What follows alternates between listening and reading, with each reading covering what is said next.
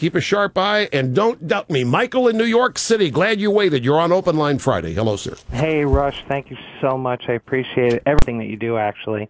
Informing people the way you do, I really appreciate it. Thank you very, very much. Sounds like you even appreciate it when I'm not working. Absolutely. Everything I do.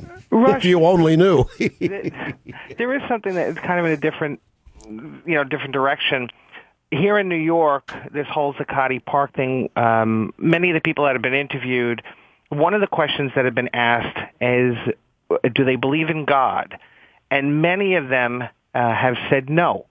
And I notice I'm a churchgoer. I'm not one of those, Bible-carrying right-wingers. And I am a Republican. I am a conservative. I'm a county committee member. But what bothers me is that increasingly in my own parish, I notice that fewer and fewer children and younger people are coming. And it seems that over the years that the generations are just not emphasizing God and faith. And without faith, there's no remorse. And I guess for me, I'm more concerned about my children. Years from now, what's going to happen to them when they're part of that really small minority that do have that belief and think twice about what they're doing. I agree with you about this. I think this is contributory to the notion that the nation could lose its soul. Oh, I agree. Let me tell you a little story. I read Phil Mushnick every Friday, Sunday, and Monday in the New York Post. He's a sports columnist, but his expertise and focus is in the area of morality and sports, and how our moral decline is being led by or severely contributed to by sports. And he cites something that happened in his column today, last Sunday, in the Denver Broncos-Detroit Lions game. Now, the quarterback of the Broncos is Tim Tebow. And Tim Tebow has made no secret of the fact that he's a devout Christian. And he's laughed at for this. During the game, there were two instances that Mushnick writes about where Tebow was sacked, I believe. Two different Lions players taunted and mocked him after the sack by getting on the ground and mocking the whole notion of praying. There were no penalties called, and there are taunting rules in football. There were no penalties called.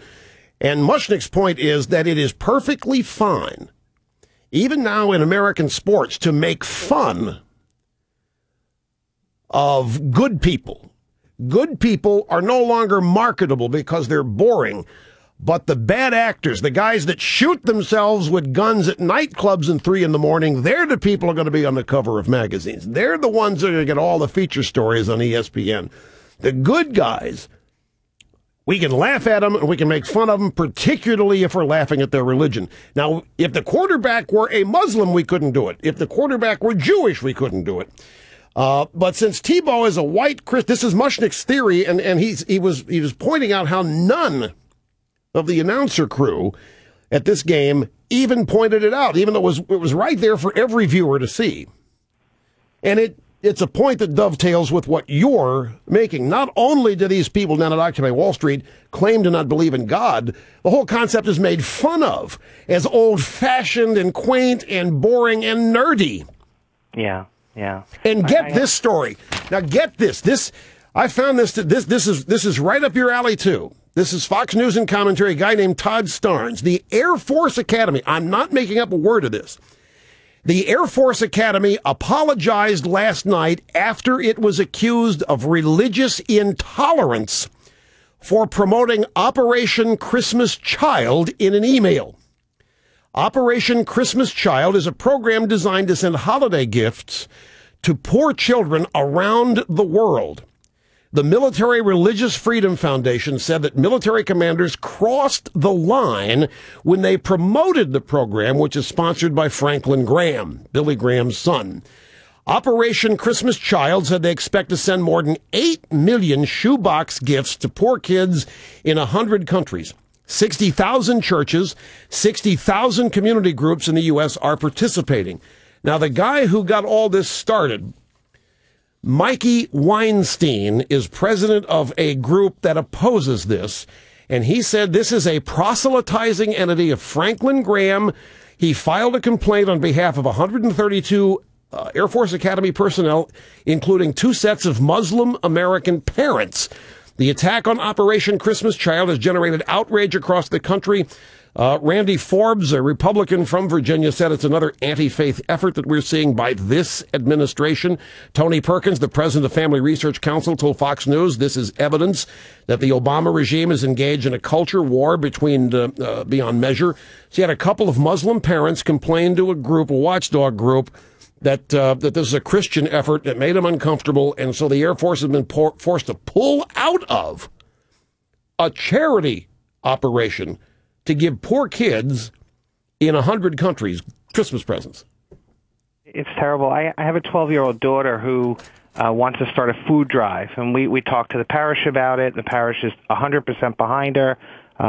She wants to get her friends involved, and I had indicated to her that, like us, I'm not going to just have, she happens to be 12 years old, I'm not going to have her go knocking door to door or handing out these flyers indicating that she wants to do this food drive to help the local food bank, within our own community. Yeah. And that she had started to recruit some of her friends, but I said, my only stipulation is I want the parents involved. I want the parents to go with the kids. I don't want them walking around the whole neighborhood. Just walk up and down their block. That's all I'm asking. And so far, she's only had one child now that said yes, that the parent would agree. Many of the other parents have said no because they have to be involved in this. They want to let the child do it on their own. Yeah, well, they're just afraid of being stigmatized. They're just, that's another success of the pressure that's been applied. Michael, I got to take a break. I'm way long in this segment, and I got to get out of here now, but I'm glad you called. I appreciate it. That Air Force story is true. Every word of it. Didn't make up. Listen.